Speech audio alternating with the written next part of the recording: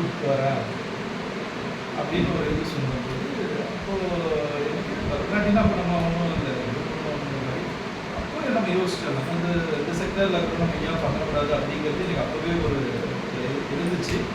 ஆனால் வாய்ப்பு கிடைக்கல. இப்போ நம்ம அன்னைக்கு திருநங்கை தினத்தை கொண்டாடும் போது அந்த ஒரு வாய்ப்பு இருக்குது. அதுக்கு முன்னாடி நான் சார்கிட்ட கேட்டுருந்தேன், பண்ணிக்கலாம் அப்படின்னு சொல்லி இருந்தார். உங்களை மனசில் வச்சுட்டு தான் நம்ம அதுக்கு முன்னாடியே நம்ம பிளான் பண்ணிட்டு இருந்தோம். பட் அன்னைக்கு ஏதாச்சும் நம்ம சந்தித்தோம். ஆனால் நான் அப்படி பேசலை. அவர் முருகேஷ் சார் தான் வந்து நம்பர்லாம் உங்கள்கிட்ட வாங்கிட்டாரு. சரி, நான் அவர்கிட்ட வாங்கிக்கலாம் நம்ம இதே இல்லை. அப்புறம் அவர் ஒரு நியூஸ் போட்டார். பட் அதுக்கு ரிசல்ட் கொஞ்சம் டவுனில் கம்மியாக வந்தது. அந்த வாய்ப்பை நான் பயன்படுத்திக்கிட்டேன். அவர் ஸ்டார்ட் பண்ணுற டேட்டை ஃபிக்ஸ் பண்ணார். ஆனால் இப்போ ரெஸ்பான்ஸ் கம்மியாக இருந்ததுனால ஏன் உடனே நம்ம பண்ணக்கூடாதுன்னு தான் ஒரு இது வந்துச்சு. அப்புறம் சார்கிட்ட பேசிட்டு டேட்டை ஃபிக்ஸ் பண்ணோம். உங்கள்கிட்டே உடனே ஃபோனில் பேசணும். ஒரு ஃபோன் எடுக்கலை. ஏன்னா முன்னாடி ஆரம்பிக்கிறது. அடுத்து பார்த்தீங்கன்னா இங்கே வேற நான் சொல்லிட்டேன், நான் பிள்ளைங்களுக்கு நான் வேறு எங்கெல்லாம் சொல்லலை. எந்த கிராமத்தில் பிள்ளைங்களுக்கு எந்த ஊரில் இருக்கிற பிள்ளைங்களுக்கு மட்டும் பண்ணலாம் அப்படின்ட்டு. ஆனால் வருவாங்களான்னு எனக்கு ஒரு டவுட் இருந்துச்சு. ஒரு 3-4 நாள் இன்றைக்கி 2 பேர் ரெடி ஆகிட்டாங்க. திருப்பி 1 மணி நேரத்தில் வருவாங்க. 4 பேர் ரெடி ஆகுறாங்கன்னு. திருப்பி சாயந்தரம் வருவாங்க, 5 பேர் வருவாங்க. காலையில் வரும்போது வரமாட்டேங்கா 3 பேர் தான் வருவாங்க. இதே மாதிரி ஒரு வாரம் போச்சு. ஒரு ஃபைனலாக ஒரு 7-8 பேர் ரெடி ஆனாங்க. அப்போ முடிவு பண்ணிட்டேன், 7-8 10 பண்ணிடலாம். எப்படியோ ஒன்று ஆரம்பிச்சிடலாம் சொல்லிட்டு டேட்டா ஃபிக்ஸ் பண்ணி உடனே இது பண்ணது. ஆனால் அன்றைக்கே கொஞ்சம் ஸ்ட்ரென்த்து, நமக்கு ஒரு நல்ல ஸ்ட்ரென்த்து இருந்துச்சு. அதுக்கப்புறம் பேரண்ட்ஸ் எப்படி வருவாங்க என்னன்னு தெரியல. அவங்க மேடம் வந்த உடனே அவங்க பார்க்கறதுக்கு கொஞ்சம் பேர் வந்துட்டு இருந்தாங்க முதல்ல. அதாவது டீச்சரை பார்க்கறதுக்கே கொஞ்சம் வந்துட்டு இருந்தாங்க. சும்மாவே வருவாங்க, உட்காருவாங்க, பிள்ளைங்க சொல்லி கொடுத்துட்டே இருப்பாங்க, குறுக்காலே போவாங்க, இப்படிலாம் போவாங்க. நிறைய டிஸ்டர்பன்ஸ் எல்லாம் இருந்துச்சு. ஆனால் அதையும் தாண்டி நம்மளால பண்ண முடியும் அப்படிங்கிறத கான்ஃபிடென்ட்டாக அவங்களும் பண்ணாங்க. அப்போ வந்து அவங்களோட ரோல் கரெக்டாக பண்ணாங்க. நாமளும் வந்து என்னென்னா ஸ்டார்ட் பண்ணிட்டு நம்ம போனோம்னா கூட அவங்க வணக்கம் சார் இருப்பாங்க. அப்புறம் உடனே இப்போ இது ஆரம்பிச்சிருவாங்க. இதுதான் அந்த சவுண்டு தான் நம்ம இதோட பேசணும். அவங்க வேலையில் மட்டும் கரெக்டாக இருக்கும். அதுதான் அவங்களுக்கு பிடிச்சது. அதே மாதிரி டைமு கமிட்மெண்ட்டு. அதனால் கரெக்டாக 10 இயர்னா 5 நிமிஷம் அவ்வளோதான். அதுக்கு மேலெல்லாம் அவங்க லேட்டாக வந்ததே இல்லை. ஒரு நாள் என்னவோ டெத்துன்றதுனால ஒரு நாள் வரல. அந்த நாள் தான் நான் மேனேஜ் பண்ணிக்கிட்டேன். அப்புறம் லாஸ்ட்டு சண்டேவும் நானே மேனேஜ் பண்ணிக்கிட்டேன். நீங்கள் ரெஸ்ட் எடுத்துக்கோங்க, நானே ப்ராக்டிஸ் கொடுக்குறேன் அப்படின்னு சொல்லிட்டு அப்புறம் நானே உட்காந்து அன்றைக்கி ஃபுல்லாக இங்கே தான் இருந்தேன். அதனால் இந்த இது எல்லாமே நம்ம பண்ணிக்கிட்டோம். நமக்கு ஒரு பிள்ளைங்களுக்கு ஏதாவது பண்ணணும் அப்படிங்கிறது பிள்ளைங்க கற்றுக்கிட்டாங்க. அந்த டைம்லி அவங்க ப்ரிப்பேர்ட் ஆனது தான். அதனால் பேரண்ட்ஸும் சப்போர்ட் பண்ணாங்க, இது பண்ணாங்க. இன்றைக்கி நம்ம எத்தனை பேர் வருவாங்க அப்படிங்கிறது பிள்ளைங்கிட்டே கேட்டேங்க. நாங்கள் 2 நாளைக்கு முன்னாடியே சொல்லி விட்டோம், உங்கள் வீட்டிலேருந்து எத்தனை பேர் வருவாங்க, சாப்பாடு அரேஞ்ச் பண்ணுறதுன்னு நம்ம கேட்டோம். அவங்க சொன்னது 25 பேர் தான் லிஸ்ட்டில் வந்தது. அவங்க சொன்னது 25க்கு 25 தான் வந்துச்சு. நாமும் ஒரு 10-15 பேர், அப்போ கிட்டத்தட்ட ஒரு 60-65 பேர் இருந்தால் போதும். 60 சாப்பாடு சொல்லுங்க, 60 ஒரு 75 பேரே சாப்பிட்லான்ட்டு. ஆனால் இன்றைக்கி அவங்களே மக்களே கொஞ்சம் அதிகமாக வந்ததுனால நமக்கு ஒரு 10 பேருக்குள்ளே கொஞ்சம் பத்தாமல் போயிடுச்சு. அதிகபட்சம் 10 பேருக்குள்ளே தான் இருக்கும். பட் அது ஒன்று தான். மறுபடியும் ப்ரோக்ராம் இது நல்லா இருந்துச்சு. அதனால் நபிசா மேடமுக்கு சிஆர்எஸ் நன்றி. அவங்ககிட்ட அப்பப்போ ஒரு உண்மையை சொல்கிறேன்.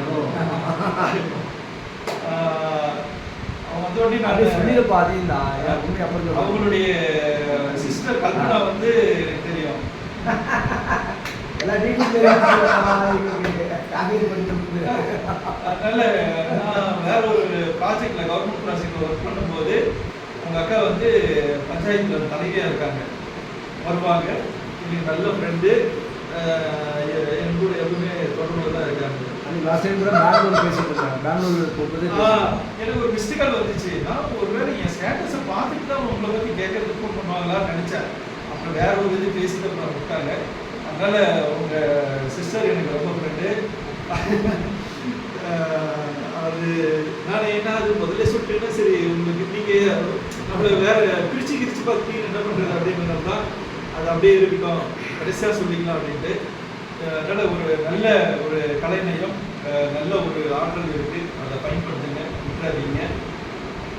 நம்ம எதாவது அவர் சார் சொன்ன மாதிரி தான் நிறைய இதில் அவர் போட்டுட்டு தூக்குவார் நடந்து கொண்டே இருக்கும். இதுதான் நம்ம இதில் நம்ம தொழில் நம்ம கரெக்டாக அதை செஞ்சுட்டு இருக்கோம். அது கண்டிப்பாக பலன் வந்து கிடைக்கும். நீங்கள் பண்ணுங்க, வாய்ப்பு இருந்தால் நம்ம தொடர்ந்து இது பண்ணுவோம். ஏன்னா 2 பேரண்ட்ஸ் வந்து அந்த சமயத்தில் கேட்டாங்க, காது புதுசு சொன்னாங்க பக்கத்தில் தொடர்ந்து நடத்தினா நல்லாயிருக்கும் அப்படின்னு கேட்டதுனால தான் நம்ம திருப்பி மைக்கு பிடிச்சோம் அந்த ஒரு இது.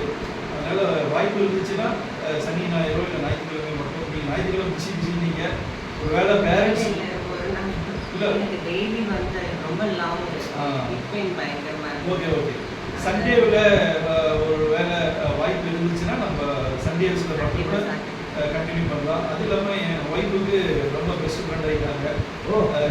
பயங்கர ஃப்ரெண்டு. ஆமாம், அவ்வளோதான்.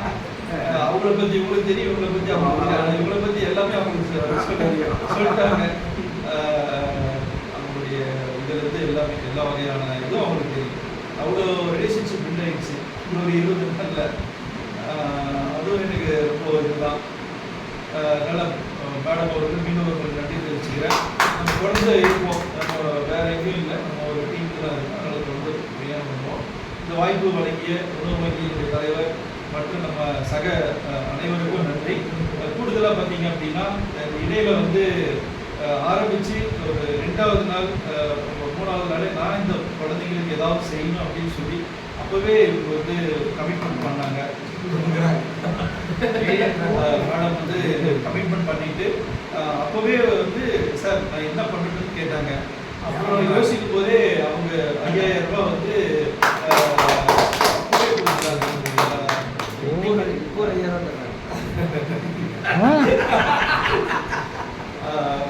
அப்பவே கொடுத்தாங்க. அதனால மேடம்க்கும் இந்த நேரத்தில் வந்து நன்றி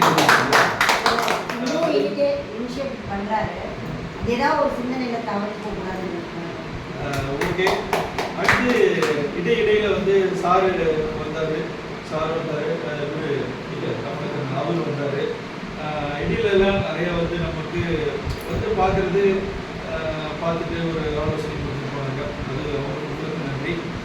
அதே மாதிரி சாரு வெயிட் பண்ணாரு, நல்லா பண்ணிட்டோம் அப்படின்னா எல்லாருக்குமே இந்த நேரத்தில் நன்றி தெரிவிச்சுக்கிறேன். இன்றைக்கி கூட முருகேஷ் சார் வந்து அன்றைக்கி சொல்லி போனார், நான் வந்து கிஃப்ட் கொடுக்குறேன் அப்படின்னாரு. இன்றைக்கி கிஃப்ட் கொண்டு வந்துட்டாரு. ஆனால் கொடுக்கறதுக்கான ஆப்ஷன் தான் அவர் இல்லாமல் போயிட்டார். பட் இருந்தாலும் நம்ம ஏற்கனவே கொஞ்சம் பேர் பேனா கொடுத்ததுனால கொடுக்காத பிள்ளைங்களை பார்த்து கொடுத்ததுனால தான் இன்றைக்கி வேறு பிள்ளைங்களை நம்ம செலக்ட் பண்ண வேண்டியதாக இருக்குது. மேடமும் கூட பழைய டைரக்டர் சார் கூட ஏதோ ஸ்பான்சர் பண்ணுறேன்னு சொல்லியிருந்தாரு. வாய்ப்பு இருந்தால் நம்ம அடுத்த இதில் கூட நம்ம அவங்களுக்கு நம்ம